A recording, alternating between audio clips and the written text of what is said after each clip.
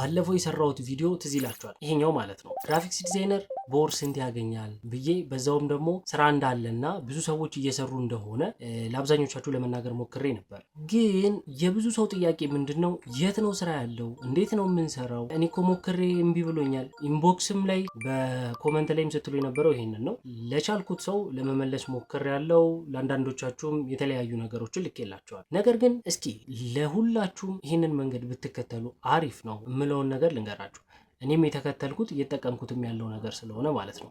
የመጀመሪያው እናንተ የምትሰሩትን ስራ ሶሻል ሚዲያ ላይ በደንብ ማስተዋወቅ ይኖርባችኋል። በደንብ ስላችሁ ለማን ነው የምትሰሩት፣ እንዴት ነው የምትሰሩት፣ ምን ያክል ሰዓትና ምን ያክል ፕራይስ ፈጀባችሁ የሚለውን ነገር እያንዳንዱን አውጥታችሁ ሶሻል ሚዲያ ላይ መናገር ይኖርባችኋል። ያ ደግሞ እናንተን ሞር ዩኒክ ሊያረጋችሁ ይችላል። የምትሰሩት ስራ ሞር አትራክት የሚያደርገው ሰው ሊኖር ይችላል። ስለዚህ በየትኛውም አንግል እናንተን መጥቶ ኮንታክት ማድረግ ይችላል ማለት ነው። ሁለተኛው ፓርት ደግሞ ምንድነው የእናንተን ሰርቪስ የሚፈልጉ ድርጅቶች ይኖራል። እነዛን ድርጅቶች በአካል ሄዳችሁ ወይም ደግሞ የሆነ ስራ ሰርታችሁ ለትይዛችሁ ሄዳችሁ እንደዚህ አይነት ስራ ሰርቼ ነበረ፣ እስኪ ለእናንተ ነው የሰራሁት፣ አቅሜን ይሁንና ከእናንተ ጋር ዲል አድርገን ስራ ብጀምር ደስ ይለኛል። ይሄ በብዛት ፍሪላንስ የነበረ ግራፊክስ ዲዛይነር የሞከረውና ሰርቶት ያለፈ ስራ ነው። ስለዚህ ቋሚ ከስተመር እስክታገኙ ድረስ በእንደዚህ አይነት መልኩ ድርጅቶችን የተለያዩ ቦታዎች እየሄዳችሁ ብትጠይቋቸው ለእናንተም ኤክስፔሪየንስ ይሆናችኋል፣ ከስተመሮችንም በደንብ ታገኛላችሁ። እርግጠኛ ነኝ ብዙ ክሬቲቭ ሰው አለ። ይሄን ለሚያስፈልገው ሰው ሼር አድርጉለት። ፎሎና ላይክ ማድረጋችሁ እንዳረሱ። ጥያቄ ካላችሁ ኮሜንት ላይ አስቀምጡልኝ። ፔስ